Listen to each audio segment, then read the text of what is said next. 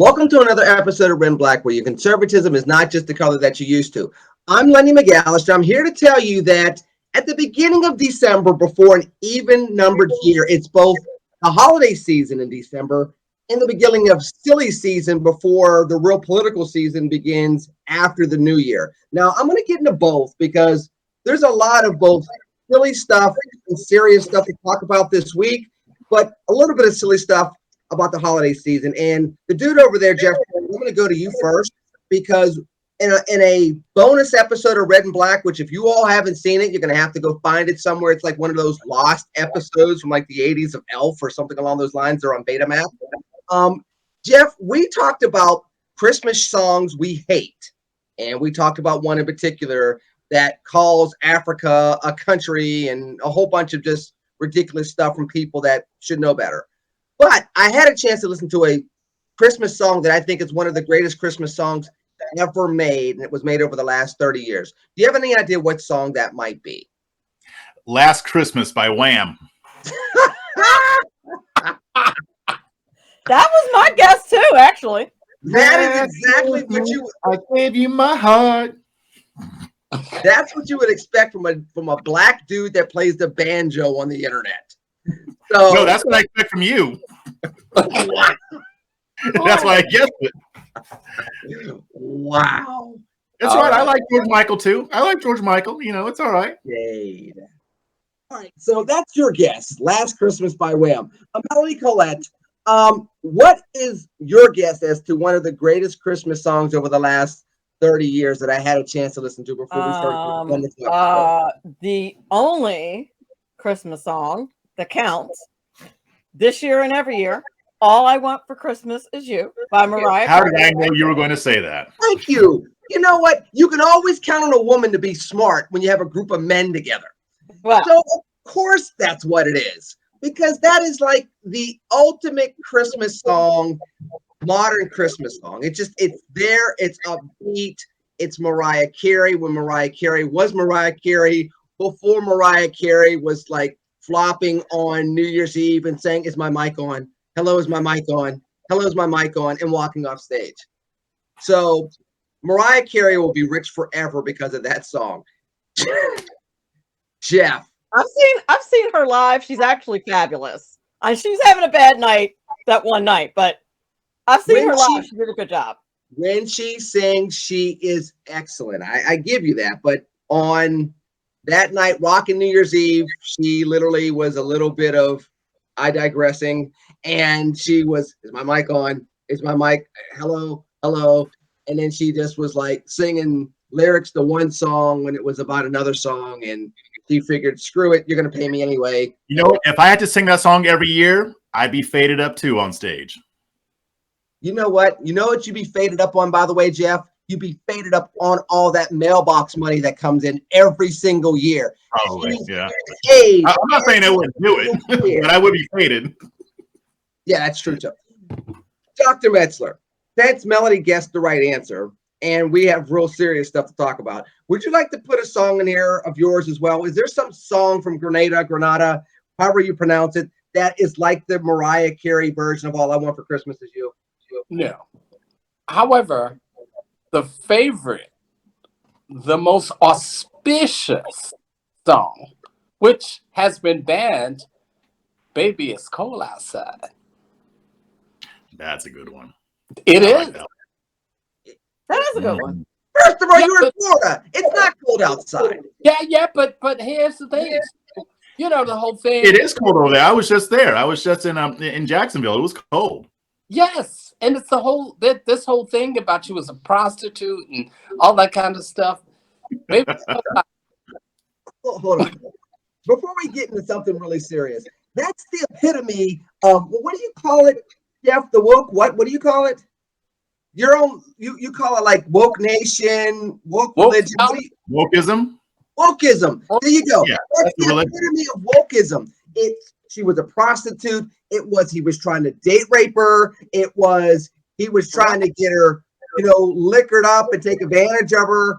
It's like stupid. He picked her up off the corner. They're dating. It's obvious they're dating. And you know, he's a young man that's in love. Of course he wants her to spend the night. Hello? Mhm. There's no indication that he's like Mickeying her drink or anything else. And nobody suggested that until roughly 5 years ago, something like that. Because the heart left ruins everything. That's their goal, to ruin everything fun. They want to make it horrible. That's why they do it. They don't mean the stuff they say. They just don't like it when people have fun. Mm-hmm. It- But and Go ahead, I don't Doctor. know if you've seen the great reel that's going around on Instagram. And you know, people talk about that woman and about her lack of syntax. But like she said, the left, she didn't say the left, I'm adding that. But the left, they try to sandalize your name. They try to destroy you, and they try to do anything they can. But she's right about that. Grammar and syntax aside, she is absolutely right. This is wokeism.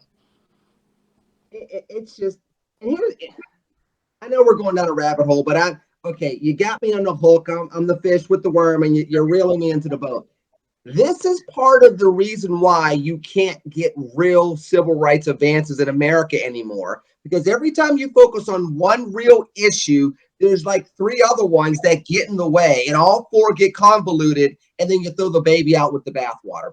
I mean, that's kind of how I view this, and that's why being woke in a real sense is not the same as wokeism, which has become, in some instances, a real scourge in America. It is a scourge. Melanie's agreeing with me. She had nothing to say. She just said, in her I mind, did. I just shook my head in agreement because, said, after all, you all are men, and I need you all to think for me. didn't I just compliment you as being the smart one for getting the right answer right? And then you immediately See, now she's being woke. That's what's going on here. That's right. Melanie's going woke. I am. Thanks for mansplaining that for me, That's Lenny. right. We were mansplaining, all three of us. Well, listen, I'm going to let you two go over the mansplaining of all that because I got to go to my man, Dr. Metzler, to explain some things to me in regards to what happened again in Michigan. And I don't want to go through the details of the case because that's what your CNNs and Fox News and MSNBCs and everybody else that wants to both report the news and kind of put their opinion in the news to report the news are going to do. I want to ask you a direct question, which is, everybody wants to know, Dr. Metzler, how do you prevent these type of situations moving forward in America? Because, we had a whole lot of violence in the 60s and the 70s in our society. Did it seem to temper down in these type of ways in the 80s for a little bit of time? Then it ramped back up with the gang violence. Then it seemed to tamper down a little bit. And then it really ramped up again with Columbine. And we've been seeing this in schools now since Columbine. That's been 20 years ago. Is this going to ever subside with these type of tragedies? And what is it going to take? Everybody's saying it's gun laws, but obviously it's not gun laws.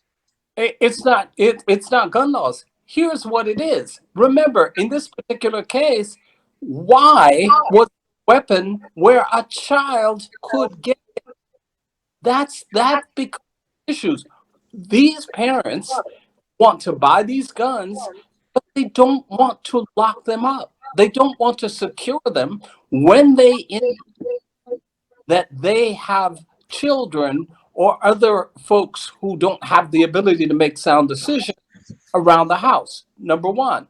Number two, they keep saying, well, it's about a proliferation of guns. There are too many guns on the street. So we need to make it tougher. We need to have people responsible for the use of guns. Period. End of discussion. We're not having that discussion. The discussion is around too many guns. The Second Amendment. It's not about the Second Amendment. It's all of these kinds of conversations. Number one, parents need to take responsibility. Number two, you're going to have a gun in the house. You have members of your house who are old enough to use a gun. They need to understand how that works. That parental responsibility and that gun owner responsibility is a very significant missing part of the discussion. Melanie, before I come to you, I want to go to Jeff on this. Jeff, you know, it's interesting because whereas I've seen Dr. Metzler shoot a gun on Facebook every now and then saying, look, I'm at the gun range, I'm a responsible gun operator. You have gotten more and more into this. And again, you've been showing the responsible side of being a gun aficionado. When you look at tragedies like this, considering your ramped up enthusiasm, what goes through your mind after you saw what ended up happening in Oxford this week? Yeah, and I haven't gone deep on this story yet. I haven't had a chance, but from what I know, I mean, if he was able to get a gun because his parents were irresponsible, they need to be locked up. I'm sorry, they do. Like, I just became a gun owner. I have kids. They have no idea where any of my guns are. They didn't even know I had guns until recently. That's how it should be. It's not rocket science. This is not hard. That's what gets me about this. It's not hard. If you're going to have guns, it's not hard to keep them in a place where kids can't get to them. It's not difficult to make sure they're not able to get a loaded gun and accidentally shoot somebody or shoot themselves, or to get a gun on purpose and to go into school. Like, this is, I don't understand the mentality of somebody who owns firearms but doesn't see the need to make sure that they're being as safe as possible. When you get a firearm, you have a heightened level of responsibility. Everybody knows this. For the life of me, I can't understand why somebody would get a tool that could kill people and not be responsible with it. It's common sense. And yeah, gun laws aren't going to stop this. I always ask the same question, and I'll ask it again when I'm dealing with the gun control people. What law could be passed that would have prevented this from happening? None. So how does making it harder for responsible people to obtain firearms actually help? It doesn't.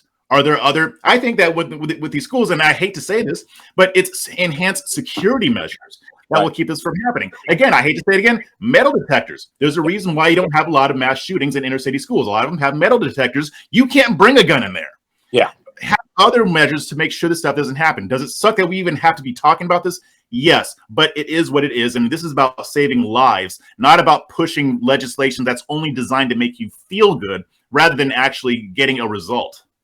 Melanie, are we at a point in time where we're going to, at least in this case, try not to make this a mental health case? Because one of the things that came out earlier this week is the fact that this kid literally went up to a classroom and said, I'm the sheriff, it's safe to come out, hoping that they open the door so he could shoot more people.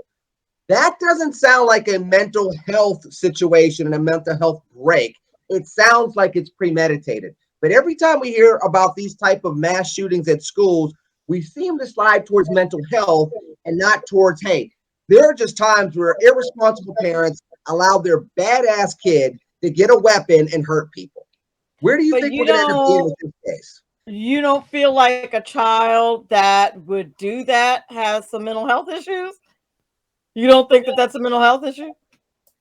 You don't think a child that intentionally kills people, that pretends that it's safe? Like, you don't, like, I feel like everybody who's a murderer has a mental health issue. But when I say is that they have a mental health issue, I don't mean coddle them. And like, I think being evil is a form of a mental health issue, and you should be put under jail, never to be seen or heard from again. So let me clarify this, and I'm going to throw it back to you and then open it up to everybody else here. When I mention mental health, I'm not contextualizing it the way you did, which is saying evil is a mental health issue, because anybody that's choosing to be evil and move away from the glory of God obviously doesn't understand what God or peace or love or anything else is, and must be mentally ill or spiritually ill. I get that premise.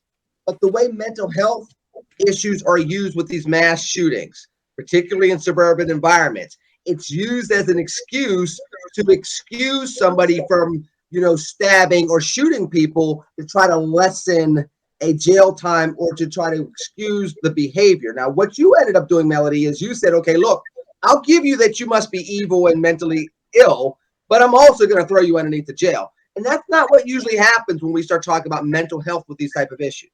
Well, am I reading that incorrectly or correctly? You are, and it's that's a public policy issue that is a problem. It's the same problem that we have with the defund the police situation, and the argument that don't you realize that many of the people who are incarcerated are mentally ill, and we have a mental illness problem in certain populations. Yeah, that's fine. We can admit that. But if that person's mental illness causes them to go out and stab a bunch of people and maim a bunch of people, and you are a legitimate danger to society, that's a shame that you have a mental illness, but you also need to be put away to protect the population at large. Jeff, what are you thinking? I'm trying to read both of the looks on both of you all's faces as she's talking, and there's something to be said about genuine mental illness. There's something to be able to be said about evil is a form of mental illness, but there's also something to be said about premeditation has to have some consequence. And then I won't even put the context of race and culture into this, because this was a suburban kid whose parents got him an attorney and told him to clam up immediately. And so there's a certain element to this case that wouldn't exist if this happened with 14-year-old kid from a certain type of a neighborhood that didn't have those resources. That's not true. A black kid just shot 4 people not too long ago, and his behind was out the next day on bail. Yeah, his parents had money. That's why. Thank you. And that goes back to the point that I brought up a couple shows ago about it being about this and not. Melody, what did I say though? Number one, I said I said certain neighborhoods, which, look, that could be a rural neighborhood. That can be, a poor white kid growing up in urban America with a single mother being raised by his grandparents. They're going to go through very much the same exact thing that a poor black kid living 2 doors down is going to go through. But yes, let's just be honest. There's different contexts through which these situations are dealt with. And, Jeff, I'm going to throw it to you. There are times, as I put out there previously, where the context of mental health becomes the buzz phrase when you have this gun violence. Well, there must have been some type of mental health issue. Not, okay, what ended up happening was somebody had some bad intentions and they had no self-restraint, whether it's because of their parents or they just did what they wanted to do. Well, and I think that's why it's important to take these on a case-by-case basis, because I do think that the mental health topic is always very relevant, especially to mass shootings, especially to school shootings. I mean, I did fear that this kid was being bullied a lot. Again, that doesn't excuse it, but that could have caused some underlying health issues or mental health issues, or maybe he had mental health issues and that exacerbated it. I mean, there is the fact that, the gun was obviously within his reach, but again, even if parents are irresponsible with their guns, most kids are not going to take that gun and go to a school and shoot it up. So there has to be more information that comes out about this, but I don't think that we can ever ignore the conversation about mental health, because this wasn't a shooting where he felt like he had to do it to survive, or maybe it was like a drug-related shooting or something like that. He just went in and started killing kids. Now, it could just be that the kid is evil. Maybe his parents just raised him wrong. But it's also very possible that he has a mental health issue, and maybe all of those things are true. But I think that we need to take a deeper look at this, and that's why I hate the gun control conversation so much, because it distracts from what we should really be talking about, the root issues of why these things happen. Dr. Metzer, what you thinking? Yeah, I think multiple things can be true at the same time. I think we do have to look at all of these things.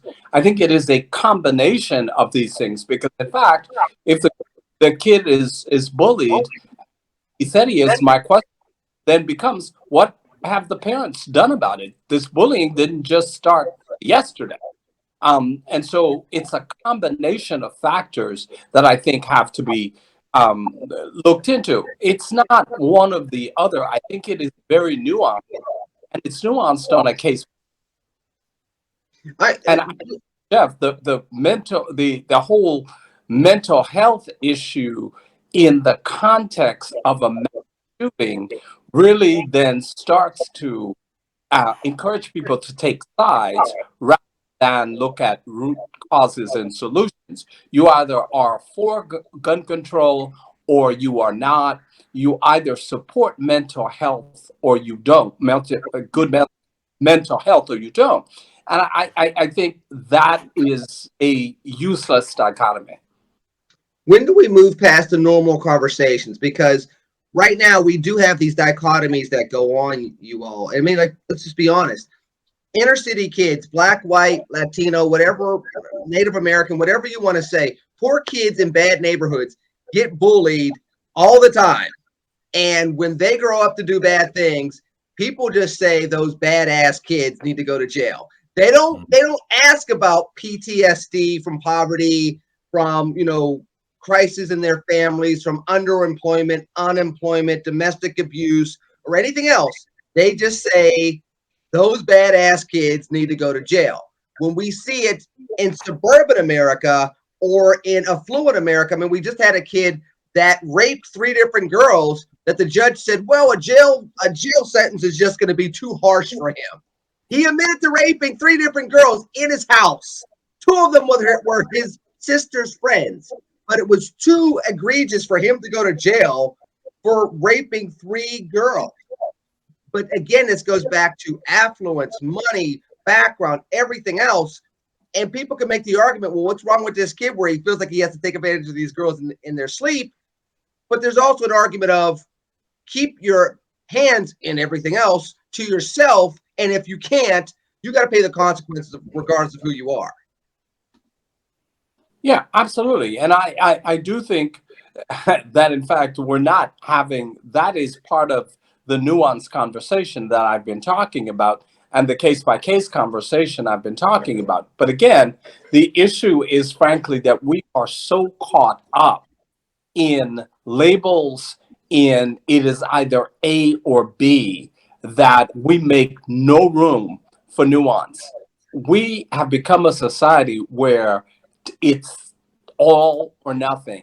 That doesn't get to solutions. It causes more confusion and division. Well, Melanie is nuanced. She's sophisticated, so she can have nuance with this argument. Go ahead, Melanie. Well, just another factor that I want to add in as someone who works in a public school system, and that is that we do not get rid of problem children. We don't, because of the money. Every time we lose a kid, we lose some of our financing. So we don't get rid of problem children. I can tell you, I bet you if you surveyed any teacher, ask any teacher, they could point out some kid or kids that they might fear would someday do that. Or do them some kind of harm because it's clear that there's something's wrong with them. And they do not put them out of school. They don't expel kids anymore. You have to do something. At this point, to be honest, I'm not even sure what you have to do.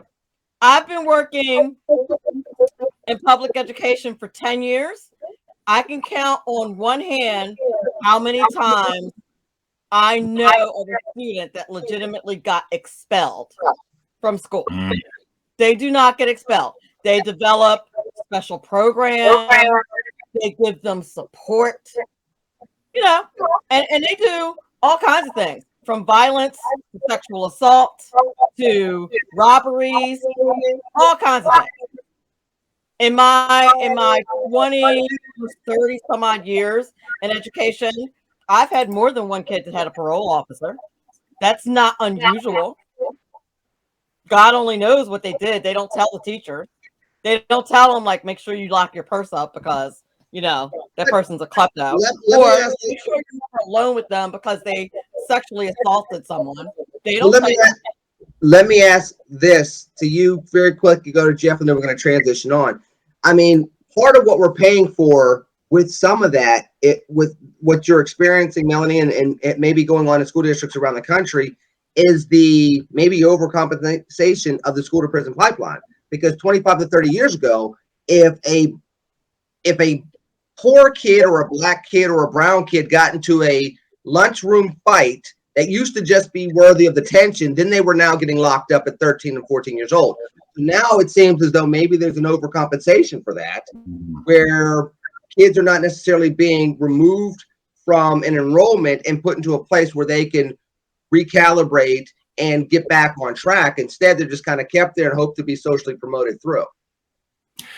Yeah, I mean, it's a tricky situation. I mean, with the whole school to prison pipeline, and that is an overreaction. I mean, when I was in school, I mean, if I got into a fight, I got suspended, and then I'm back at school a few days later, and but there's consequences. And I think that a lot of the issue also is that a lot of these kids don't really face consequences, especially if they're in a school that's really on that woke tip and they want to have like the restorative education or just restorative consequences or whatever. They don't really face many consequences when they do something wrong. So the answer isn't to go crazy and just have them have a parole officer and have them thrown into jail, but it certainly isn't just letting them do whatever the hell they want to do and coddling them like Melanie was talking about.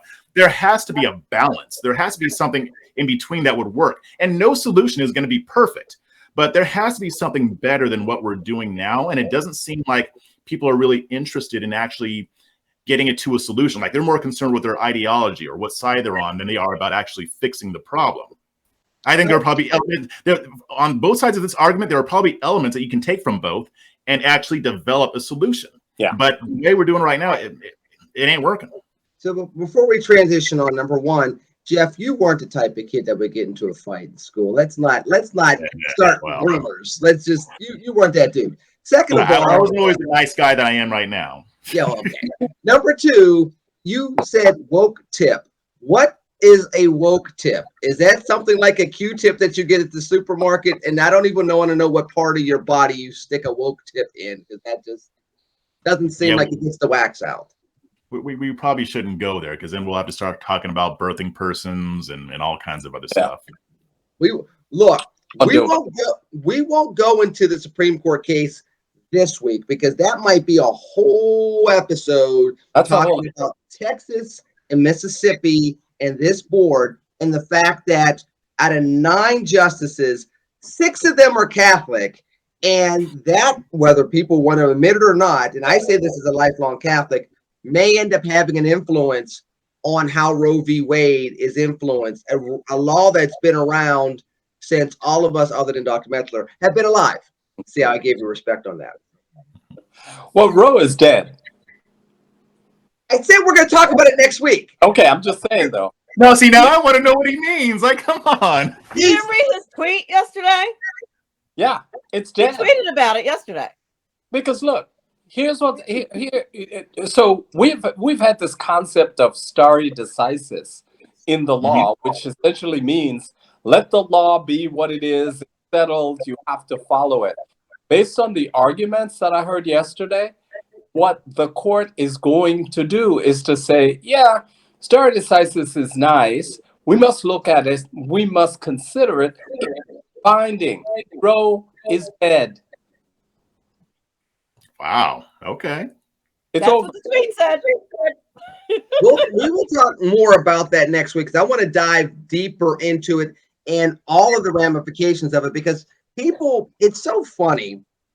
And it maybe I'm running the risk of not waiting until next week, but the same people that say this was decided law, you can't change case law, it was decided 50 years ago, you can't change that, literally are the same people that were pushing to change segregation laws that were cemented in the late 1800s, half a century later, basically the same time frame that we're looking at with the abortion issue. This is how law works in America. It's not just the Constitution. It's a contextualization of constitutional rights based on lawsuits that are brought before the courts in contemporary times. Now, I know that's a whole bunch of big words, but basically what it means is you have your rights in the time that you live in, and you have to interpret the laws before the court and the constitutional application of those laws at that present time. Dr. Metzler, that's what people seem to be missing with this case yet again. And by the way, it might be what pro-abortion supporters were afraid of if it went up the food chain to the Supreme Court. Well, yeah, that and the fact that, all the folks in the left have essentially been saying, there are some issues the courts shouldn't decide. Let the legislature decide that. The court very clearly said, okay, issues of abortion should be decided in the arguments. They should be decided by the legislators, then the woke folks come out and say, oh, no. But wait a minute. That's kind of what you've been saying.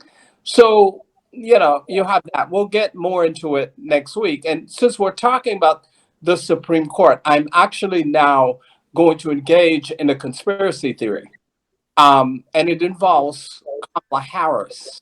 Hold on, before you give the theory, just what America needs, America, is more. Don't you say it, Chris Metzler. Okay, so here's the theory. The theory is this. Biden is going to say to Kamala, girl, if I get a Supreme Court appointment, I'll give that to you. Get out of the way, because you can't win in 2024, and I'm not running in 2024 because I'm too damn old. I've been seeing headlines to that effect. I've been seeing that. I wouldn't be surprised if it happened. Yeah, it's a conspiracy theory. I'm just saying. That's actually one that might actually happen, though, unlike all the other ones that we're hearing about. It might. No one has done more damage for the clout, the reputations, the viability, eligibility for great careers for Black women than Kamala Harris. She is a poster child. Not a true statement. For why not to hire a Black woman for anything ever. She ain't even Black. She's Indian. She's Have Asian. you ever watched the Wendy Williams show? I mean, there's your example right there. She's not Black. Kamala ain't Black. She just. I know she's not Black, but she's going around saying she's Black. So she is pretending. And speaking of that, y'all, Simone Sanders is out. Simone Sanders. Oh, right. Yeah, I heard about that. Wait a minute. Speaking of Kamala, is anybody more fake than Kamala Harris? Speaking of Simone being out, did you see her today? Oh, I did. I look forward to whatever she does in the future. Here's the key, and I mean that sincerely. Yeah, but in other words, she's never meant anything sincerely ever. But see, here's the problem. Simone's not the problem. The problem is Michelle Fontroy, who is her chief of staff and who was her disastrous chief of staff when she ran for office. Michelle Fontroy is the problem. Michelle needs to go. Clean that entire place out. But hey, who am I? I don't advise Democrats. Did you know that Kamala has a whole, what do you call it? What do you call that PR person that's supposed to make you look good? That redoes your personality. What do you call it? A fixer? Yeah, she's got that crisis. Image consultant. I couldn't think of the phrase. Okay, yeah. She got an image consultant back in August, and she still sucks. Like how? Well, that image consultant needs to be fired, and she tried to hire someone in the tradition of Olivia Pope. And the only thing I have to say, not even Olivia Pope could help Black Hillary. I'm just saying. But and here's the thing that I'm saying.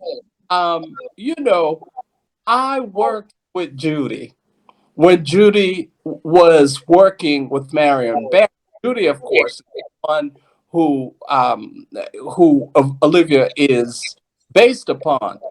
Girl, you ain't no Olivia, that person she hired, you ain't no Olivia Pope. You ain't even close. Sit your ass down somewhere. Let's go to another polarizing person. We can talk about y'all's favorite vice president next week too with the abortion stuff. Because Melanie, look, if I come on this show next week and that's a poster of Kamala Harris behind you instead of a picture of yourself, I'm calling you out. I'm just letting you know, because I know how you do. Actually, me putting a picture of Kamala up beside me is my signal for me being held at gunpoint and having been abducted. That's how people are supposed to know that Exactly. That's the alien abduction my one, wealth. right? I understand. Yeah. Especially if it doesn't have darts in it. Well, That's true. correct. That's Correct. true too.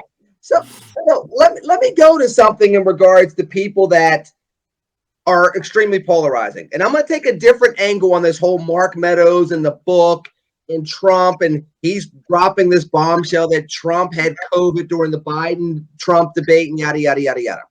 I don't want to talk about all that stuff because everybody else is already talking about that stuff. So I'm not going there with that. The question I want to ask, and I guess start out with, and again, I'll start with Jeff, is what is it about Donald Trump that the people that were super loyal to him, when they turn, they can't just turn and walk away. They turn and completely flip on him.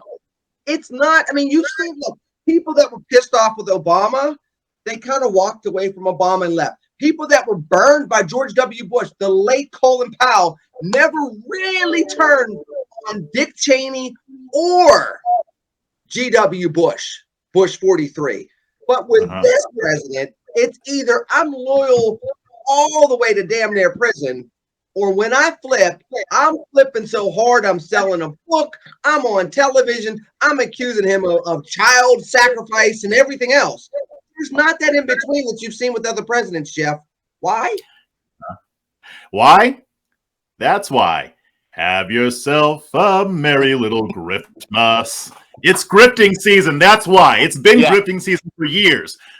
Like turning on Trump and writing a book about it, you can get that bag. That's what's going on. Like all these books that have been written about him, I don't even believe half the stuff that's in them because so much of it has been proven false. Like you remember Fire and Fury, that book?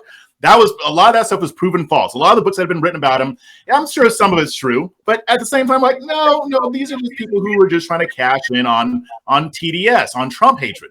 That's all this is, and I'm not surprised. I hope Mark Meadows makes a lot of money. I don't really care. I don't really care how people feel about Trump because honestly, I think these books are designed for people who already want to believe what's in them in the first place. I don't think that anybody else cares. Dr. Metzler, you were talking about how Meadows at the same exact time has to testify before the January 6th committee. He wants to claim executive privilege, but he wants to spill the beans at the same exact time and quote unquote grift, is according to what Jeff's saying. And I'd have to imagine, I'm asking you as the scholarly person on this show, you can't have it both ways. This ain't Burger King. You can't have it your way. You cannot have it. You cannot have it both ways. It complicates his claim of executive privilege. Number one, but I think Jeff is right. Trump had the misfortune of trusting a number of people who he brought into the White House. Those were folks who did not believe in what he was doing. Those are folks who never wanted him to win the position in the first place. Their goal from the beginning, in terms of going into the White House, was to have that position and to make a lot of money otherwise. And so they took advantage of the opportunity to be seated at those tables. They were seated at those tables and wrote, a lot of that stuff.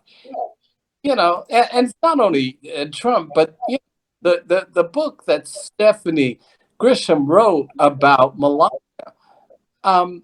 Again, the question comes, Stephanie, so you saw all of this going on, was so evil, so cold, she was so nasty, yet you stayed the entire time?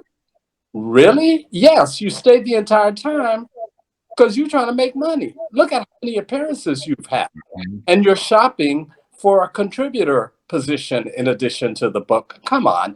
And because of the fact that Trump came from outside of the establishment, a lot of these people, he trusted that they would help him ingratiate himself in what the opposite ended up being true. Melanie, is it not true that the very people that are doing this, they claim they were so betrayed by Trump and now they hate Trump, or they really are just shocked and amazed and ashamed by all the stuff that Trump did, quote unquote, that they have to now write about and report about? aren't they now kind of making Trump out to be a martyr? Aren't they making him out to be a sympathetic figure to both his base and maybe the people on the periphery of his base to say, okay, man, either he was really a bastard or, man, he had some really horrible people around him. And look, you could say he said, I'm going to hire the best people, and they ended up not being the best people. That's not the same as having a bunch of people around you that are not the best people, and they're grifting off of you and taking a little bit of truth and a whole lot of like half truths and no truths and combining it together to make him a more sympathetic figure, because this seems to be working in reverse. Every time they have a story like this, it makes some people look at him worse, and there are other people that look at him and they see him in a little bit more of a sympathetic light from what I can see. Does that make sense? What's for you? It does, but I think what really happens is people who think he's a bastard, who didn't like him in the first place, look at those books and go, see, I knew he was a bastard. And people who liked him and support him look at that and say, oh, look at these people doing this to him. And he becomes a sympathetic figure. I don't think that anybody is changing their viewpoint on Trump based on what somebody's writing in a book. I think everybody is in their camp and they're going to view whatever they read about him through the lens of whatever camp they're in. Melanie, let me ask you this, and I'll take it to the guys, starting with you first, though. Will history ever provide a middle ground for Donald Trump? Because Donald Trump's one of these presidents where, I mean, George W. Bush was kind of like this when he left in 2008, 2009. He had people that kind of liked him, but a lot of Republicans didn't like him. They were throwing shoes at him overseas. I mean, it was very polarized. Donald Trump going on, years after he got elected, there's no middle ground. Is there ever going to be a middle ground on Donald Trump where people can kind of rationally say, okay, I didn't like his style, but he was good on school choice. I didn't like how he did this, but the economy did go well. Are we ever going to have a middle ground with him? Here's why I think we might.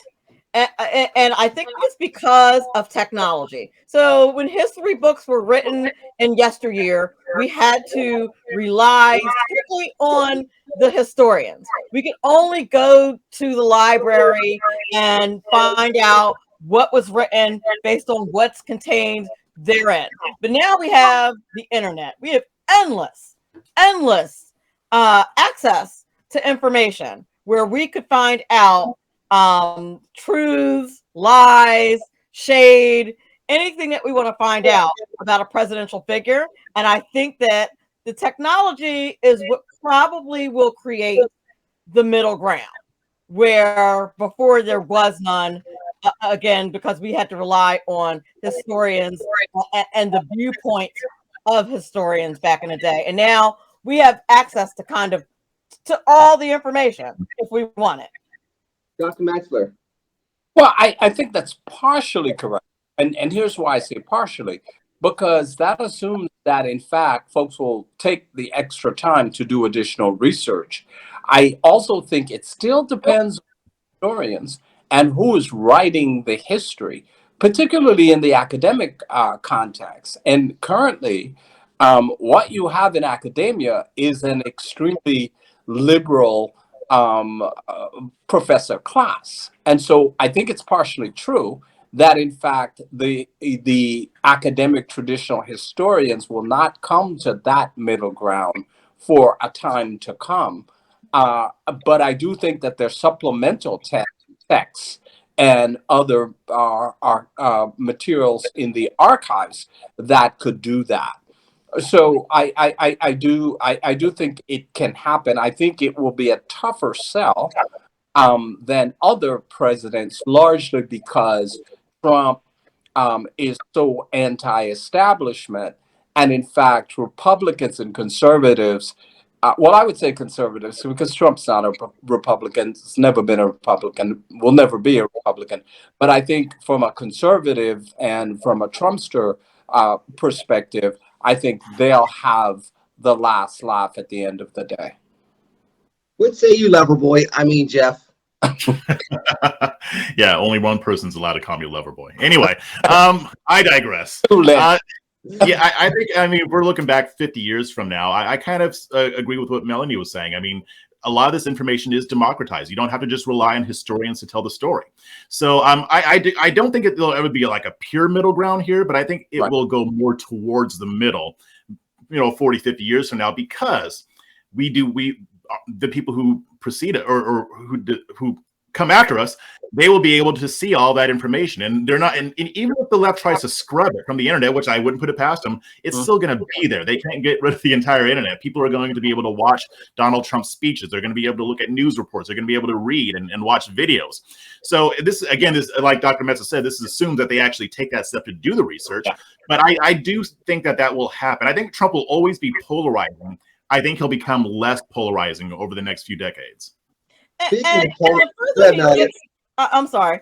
I was just going to say, the further he gets from office, much like, which doesn't seem like he's going anywhere anytime soon. But the further he gets from office, I think the more adored he'll become, much like a Bill Clinton type of a figure, obviously on the opposite end of the aisle. And I actually would push back a little bit on what Dr. Metzler said about Trump not being a Republican. I would not say that I would definitely say he's not a conservative, but I wouldn't say that he's not a Republican. I mean, Republicans are doing all kinds of stuff these days, and I have to remind myself that they're Republicans and not conservatives. Well, I think you're right, but I also think that he created an additional category, Republicans. It is neither Republican or purely conservative. It is popular. And I think that's the position that he's created within the party. If you talk to people who have been party loyalists for a very long time, you would find that a lot of people are saying, well, this is not the Republican Party I know. But I do think you have a class of, because see, here's what happened. Yeah, the reality is a lot of the Republican Party currently are working class.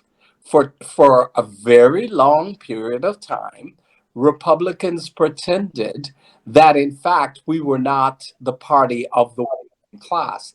Look at the demographic, folks. And I think Trump came in with a populist working class approach in which he could speak to Mona and Dick and Bob and Jaquan and all of those folks, and they saw something in it for them. And I think who was the last person again? What was that? Who was the last person again? Jaquan. Jaquan, that's right. Jaquan. You have to forget about Jaquan. He can talk to Jaquan too now. Because you see a lot of Jaquans out there who voted for Trump. They usually go to those events with Mona, right? Exactly. Yes, they do. Exactly. But the events they don't go to are the re-election campaign events for Governor Stacey Abrams of Georgia, which apparently she has launched her gubernatorial. Yeah, I'm just teasing about her not winning in 2018 because people know how that goes. She's running for re-election. Yeah, exactly. That's right. We have two big African-American candidates that are kicking off events in Georgia this week. One is Herschel Walker, two is Stacey Abrams. This is going to be interesting in Georgia because you talk about polarizing figures. I mean, the right can't stand Stacey Abrams and the left can't stand Herschel Walker. And there's going to be a load of money, Dr. Metzler, going into Georgia between a Senate race and a gubernatorial race, because those are big names, regardless of how you look at them politically. Yeah, and so for Stacey, the winning formula for Stacey is to keep the voter registration pockets, etc., that she did last time around, including a significant amount of rural Black farmers, and to have Trump cause such chaos in that race with Kemp and others that she ends up winning. Because in fact, Trump did say Stacey would make a better choice than Brian Kemp. And by the way, I'm not sure what happened to Vernon Jones, because at one time his guy, what's the little boy's name, CJ, who was his campaign manager, indicated that he would win. And so there's that. I don't know. Certainly disappeared from the scene, particularly when white conservatives figured out that, oh, I don't know, he settled the number of discrimination claims against white people. So there's that. But as it relates to Herschel, part of the difficulty with Herschel is getting him on the campaign trail, and the fact that the left is going to play extremely dirty, bringing up his mental health issues, bringing up his previous marriage, allegations of attempted murder, et cetera, et cetera. Herschel has to be consistent on the campaign trail. And Herschel hasn't lived in Georgia for a long period of time. So for Herschel to win in Georgia, part of what he has to do is consistency. That's number one. Number two, the party's going to have to unite behind him, because keep in mind, even though Trump has endorsed him, there are still other candidates running, in addition to which Trump is still feuding with the top election officials in the state of Georgia. So all of that is going to have to be tamped down. Money is not going to be the issue, but I keep telling people, you can have all the money in the world and still lose. Yeah, and I know we got to wrap up the show soon, but Trump endorsing you as a Republican isn't exactly the blue ribbon that you need on your chest in order to make sure that you win. And more often than not, kind of like the kiss of death. And look, and to be fair, President Obama had an odorous kiss of endorsement to him as well over the course of 8 years. So this whole the president endorsed me thing over the last 12 years hasn't worked. And heck, ask Terry McAuliffe how it worked just a month ago, right? So it's, Herschel Walker can't walk around and say, I'm going to win this primary just because Donald Trump said so, because it doesn't necessarily work. I still think that President Trump's endorsement still means something, but it doesn't mean everything. Like you just brought up the Virginia's race. I mean, Glenn Youngkin didn't need to hyper attach himself to Trump to win. I think he would have won even without Trump saying that he endorsed him. He definitely would have won. When it comes to the Senate race in Georgia, I think with the seat that Herschel's running for, I think we might take an L on that one. I don't think he's a good candidate. I think he was doing better with what he's been doing up until this point. I think, but here's the thing. He will probably win the nomination because he's got that celebrity appeal. And there's something in the conservative movement where we just want to elevate celebrities because Trump was a celebrity and he won. Not everybody can be Trump. Herschel has a lot of baggage. He has tons of baggage. He has more baggage than Raphael Warnock had. So I mean, unless the Democrats really, really mess up, and this is possible, they could really make themselves so odious that voters might go for Herschel Walker, but it's an uphill battle for him. When it comes to the gubernatorial race, Kemp is going to have to do some stuff to make sure that he stays in that spot. I mean, he'll definitely get the nomination. Nobody wants Vernon Jones. I mean, it's some of these people they run and they don't even seem like they're really serious. I think Kemp still has a good chance of keeping his seat, but I do think that race is going to be very close. Stacey Abrams, we cannot sleep on her. It is a stupid idea. I know it's fun to make fun of her appearance. I get it. Make all the jokes or whatever. She kicked our asses in 2020 with these Senate races. So we have to take this seriously. And if we get into this whole, we'll just focus on owning the libs and we'll win these elections, then we deserve to lose. And before we start ramping up, I just gotta put it out there. It's really stupid to make fun of her appearance. And that's part of why she got momentum going into 2020. She lost in 2018. People made fun of her not conceding the race, but then they took it to another level, which just gave her energy to say, do you see how these people really are? They don't really like women. They don't really like black women. They don't like this. And they used that to fundraise, which was just enough to push Georgia over the line for the Democrats in 3 important races in 2020. That's not a recipe for one. It's not a recipe for character, but it's certainly not a recipe for success in 2022. If you're trying to beat somebody that has already proven to you that they can organize and fundraise, it's done it for other people. Now they're trying to do it for themselves. Melanie, before we go, do you have any thoughts on how this is all coalescing in Georgia as we're in silly season before we get into political season after the new year? It's annoying that Stacey Abrams walks around looking like she looks and then gets made fun of. And then she's like, oh, yeah, they're making fun of me because I'm Black and a woman. That's not what her says. Well, if you give them the ammo, I would do it too. Yes, that is not why they are making fun of you. But what do you mean by how she looks? I mean, she can look like how she looks. I mean, yeah, people make fun of her weight. They make fun of the gap in her teeth. That's stupid. We need to be going after her policy. That's what I'm saying. It's a stupid strategy. It's dumb. I get it makes us feel good because we're like, look at the gap in their teeth. Yeah, but yeah, what about her policies though? Like, let's be serious about it. People make fun of her appearance as a strategy. I think if you're in a public, if you're a public figure and you're on TV and stuff, people are gonna make fun of you. People have made fun of numerous physical attributes. Doesn't mean it's a good idea. On me. Yeah, you're right. I'm freaking gorgeous. Yeah, but here,